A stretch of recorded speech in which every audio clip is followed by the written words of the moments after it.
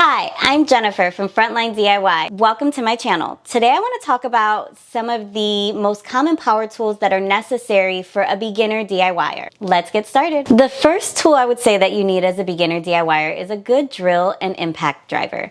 You can usually get them in a kit where you get both the drill and the impact driver. So the drill is used for driving screws, drilling holes, things like that. The impact driver just makes it a little bit easier when you're drilling into hardwood or you're using really long screws and drilling into the studs in your wall. It drills your screws in much faster with a lot more force without you having to use a lot of your muscle to do it. Another useful power tool for beginners is the brad nailer. That was probably one of the very first power tools beyond a drill that I worked with. And it's basically, it fastens material to each other with small nails. Some people call it a nail gun. It can be 18 to 23 gauge nails. Mine is the Ryobi 18 gauge brad nailer. I have a cordless one. You can find them corded where you have to attach it to like an air compressor. Those tend to be a little bit cheaper. You can go that route. I went with the cordless one because I'm really clumsy and tripping over cords and having to carry around air compressor just wasn't going to work for me. The brad nailer can get a bit heavy over time because of the battery. It does weigh it down, but you use that to attach things like trim,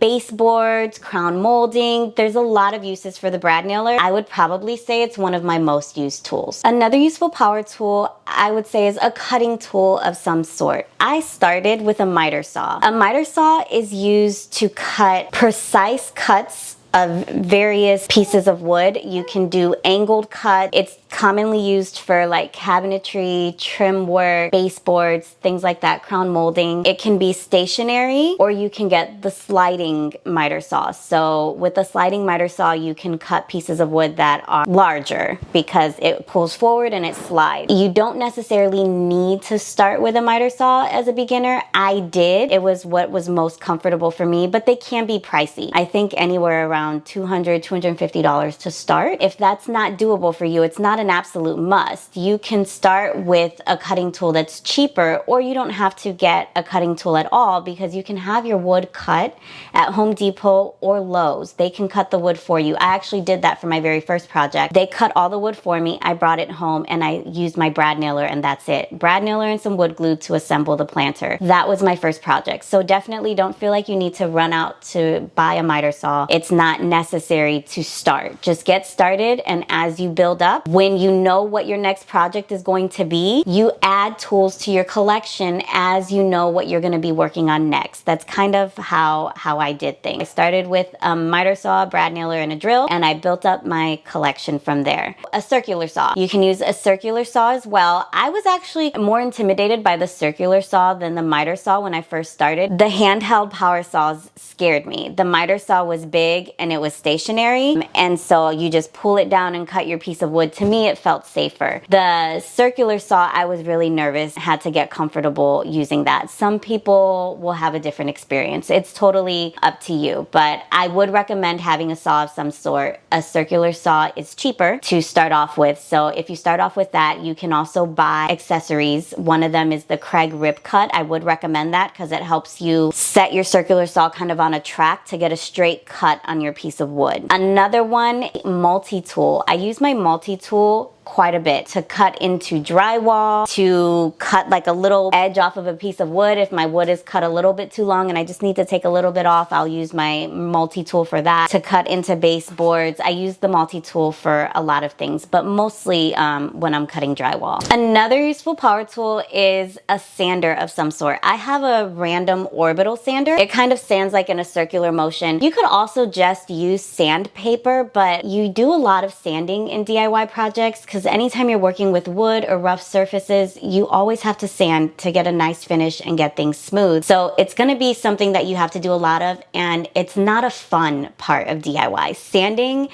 is obnoxious. If you can make it easier on yourself, get a powered orbital sander.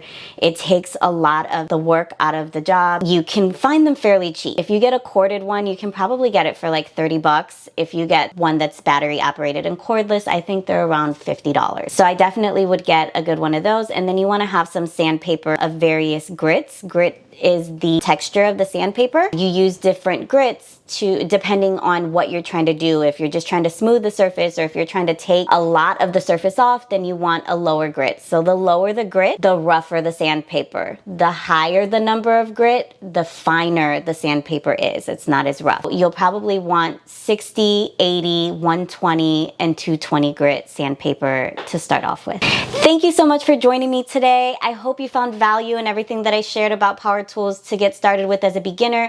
I have linked everything below. If you have any questions, please feel free to comment or suggestions for future videos. I'd like to see those as well. I hope you feel encouraged to get out there and get your first power tool and get started. And thank you for following along as I swap out my stethoscope for a drill. Don't forget to subscribe to my channel.